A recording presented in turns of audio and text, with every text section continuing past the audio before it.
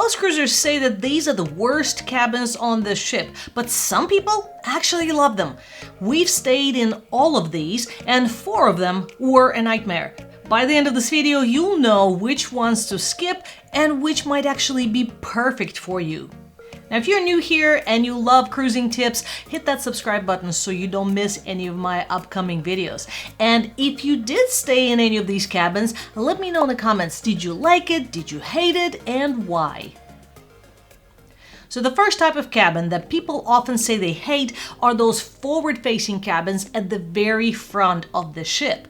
And what most people hate about them is that, first of all, if you have a balcony, the high wind on the front is going to make it pretty much unusable when you're sailing.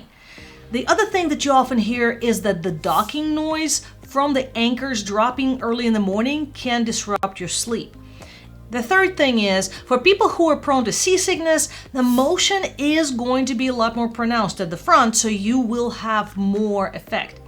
Now, why do some people love these cabins? Well, the biggest thing we found is that the unparalleled views during the scenic sailings are just amazing. You get to see the front of the ship, you're seeing where you're heading, and the other thing we noticed is that these are usually really quiet because there are a lot less passengers that are walking through in the hallway. Now, what we especially love are the ocean view cabins because they have a slanted wall that gives you a ton of extra space in a cabin for the same cost as the regular ocean view.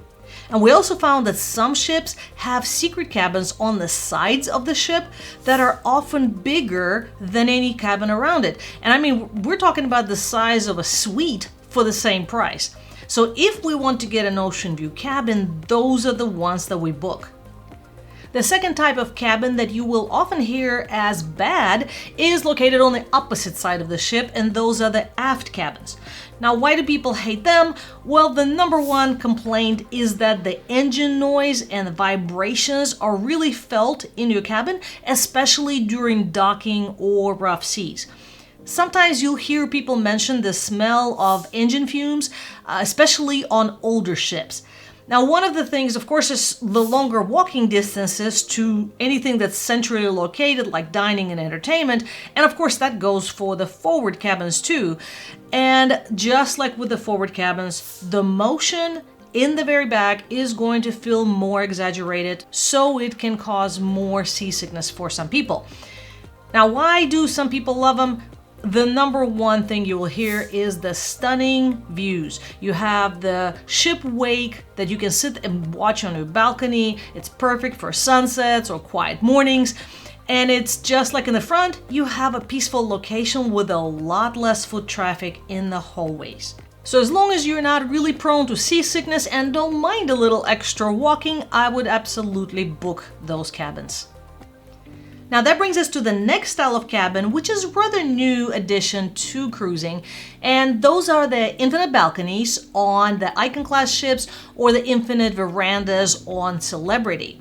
And I did another whole video on the infinite balcony on our Icon cruise, and I will link it here and in the description if you want to see more about it. But let's talk about these cabins. First of all, the reason people hate them is the balcony part of the room is really not a balcony. It's a big window that slides down.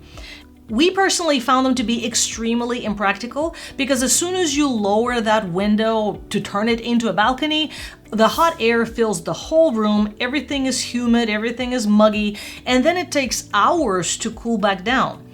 A couple things also are that they're really loud to operate, so you can't just have, let's say, one person go enjoy the balcony while the other one takes a nap. And also just the practicality of having a balcony, like hanging out clothes to dry on a balcony or anything like that, makes no sense in this type of a cabin. So we are definitely in the camp of people who hate these cabins. But there are some people that do love them.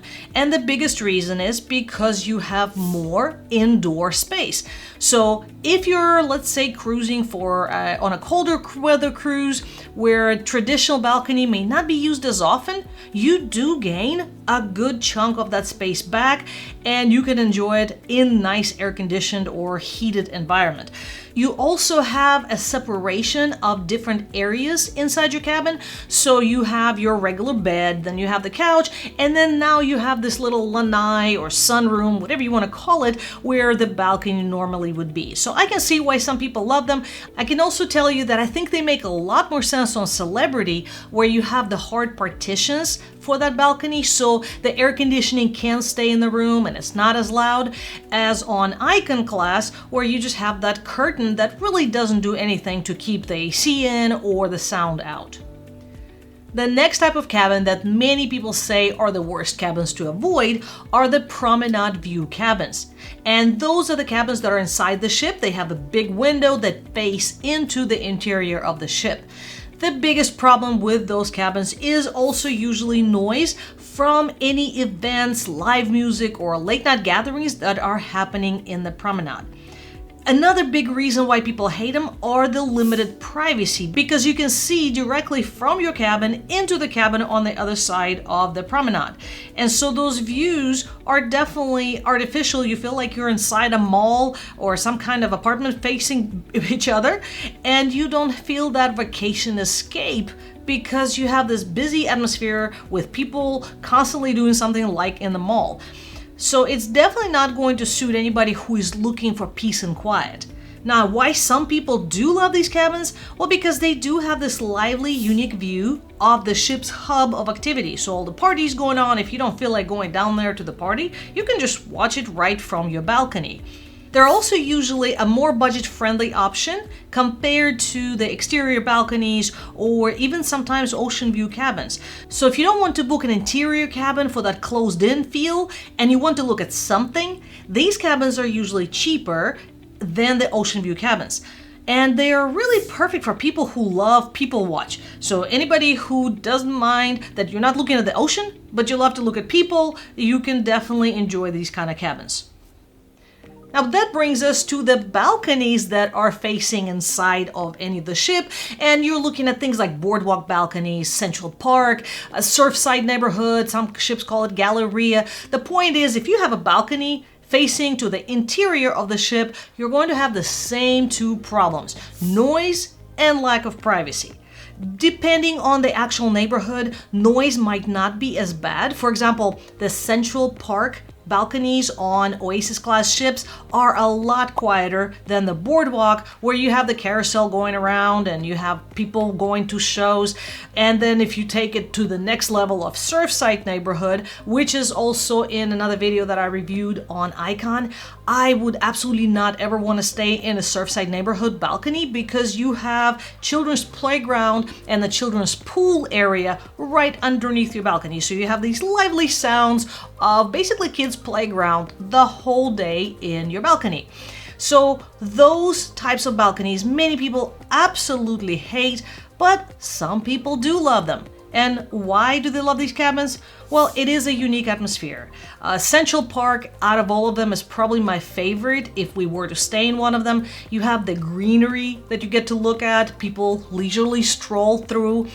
They are also definitely a more budget-friendly way to have a balcony without paying for ocean views. And this is where you have to look at the cost to really decide if they're worth it, because sometimes they're just $100 less per person, and other times it could be half of the cost of the ocean view balcony. So if you don't mind that you're not getting that classic ocean view experience, those balconies are a great compromise. Another type of a balcony cabin that many people say avoid at all costs are the obstructed balconies. And that is where you might have lifeboats hanging in front of your balcony, you might have structural beams, so definitely not nearly as appealing as an open view. But what is interesting is that some obstructed balconies have very little obstructions. And so most people are worried about having no view or horrible view, and yet some people love them because what they do is they go research the balconies, they look at the views on YouTube, they search out this balcony on any kind of pictures, and then they find out that there's just a tiny little portion of something that is covered up, and the rest of the ocean view is absolutely wonderful, and yet they're paying a lot less for that because it is an obstructed view. So I would not necessarily avoid them as a class of cabins, but I would definitely research them to see what exactly is obstructed. So as you can see, some of these cabins that are listed as the worst cabins to avoid at all costs are not really that bad, and they might actually be really good depending on your circumstances. Now, if you have stayed in any of these cabins, or if you have any other types of cabins that you feel are really bad that you avoid at all costs, drop it in a comment below. I'd love to read what your experience is. And then watch this video next that YouTube just handpicked specifically for you.